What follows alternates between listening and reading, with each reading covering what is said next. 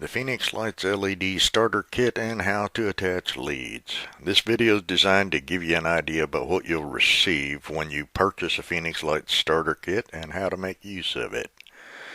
The box you receive will contain 2 power units, 4 6-foot cables with jacks, and 4 sections of LEDs, red, white, blue, and green. They'll be shrink wrapped so that they arrive in good condition. Open the shrink wrap and select the parts you'd like to assemble. One cable. In this instance, I'm going to take the green LED strip, just cut the shrink wrap and pull it out of there. I'm going to lay it on a surface that will not burn. In this case, I'm using glass so that it doesn't scar up my desk.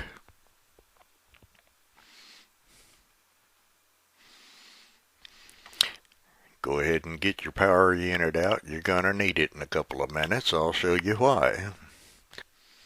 While you're unwrapping all these goodies, your soldering iron should be warming up. I like to use the Weller pencil style. It has a replaceable tip and holds up pretty well.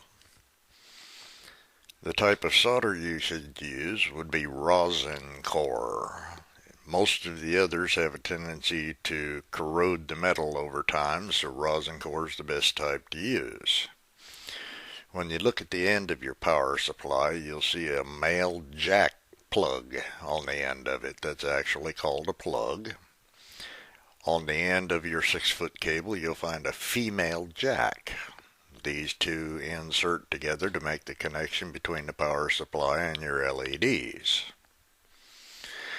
The LEDs come in 3 LED sections. Each segment has 3 LEDs in it and can be cut where you see the scissors there. You can use scissors to cut them. You're going to tin the little spots on the end. One is positive, one is negative. And after you've tinned them, they'll look domed, such as those that you just saw.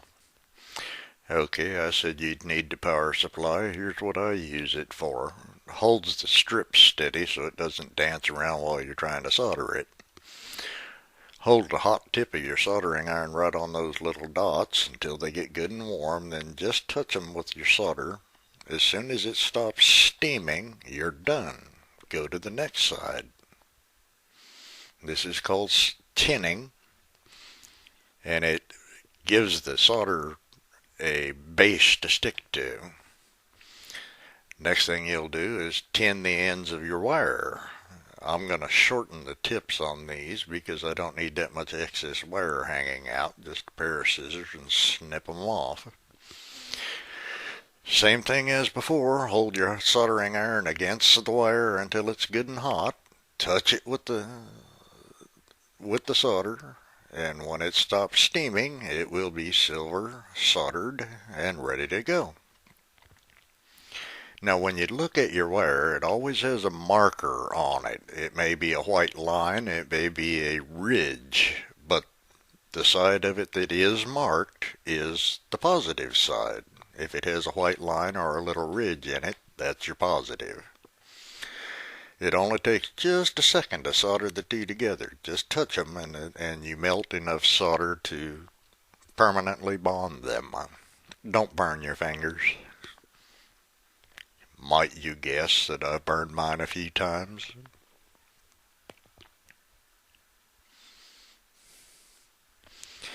Now that you have them soldered up, take your transformer and plug it into a wall outlet, extension cord or whatever.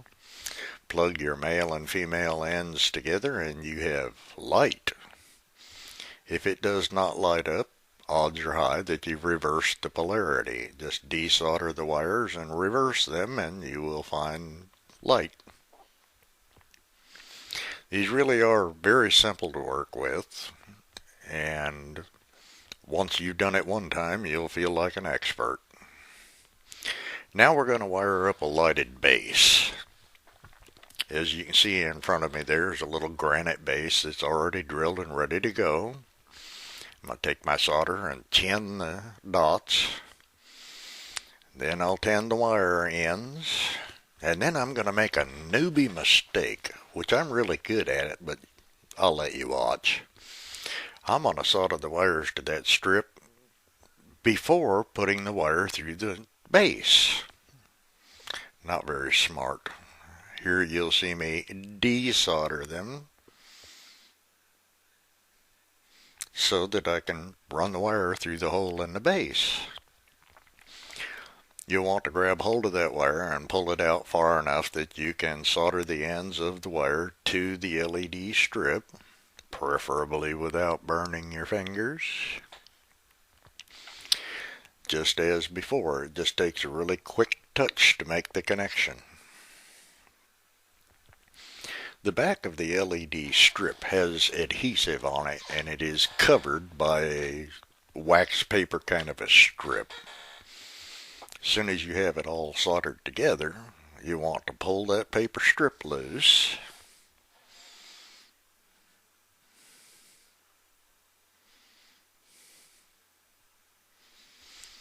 And stick the LEDs down in the slot where you want them positioned. You want to pull the wire back out of the hole so that it doesn't create a bunch that will hold your glass up at an odd angle. They are repositionable. You can pull them out and stick them back in there. Don't do it too many times or they'll run out of adhesive, but once or twice is fine. Connect it up and you'll have light. Then you can set your glass in the slot directly on the LEDs. They never get hot enough to do any damage to the glass. You also can set things on top where the lights are down in the bottom and they still light things up real good. As you can see, the light makes a brilliant difference, and you're going to see it earn a smile. See there? I appreciate you taking the time to watch the video and purchasing Phoenix Lights LED starter kits. Thank you.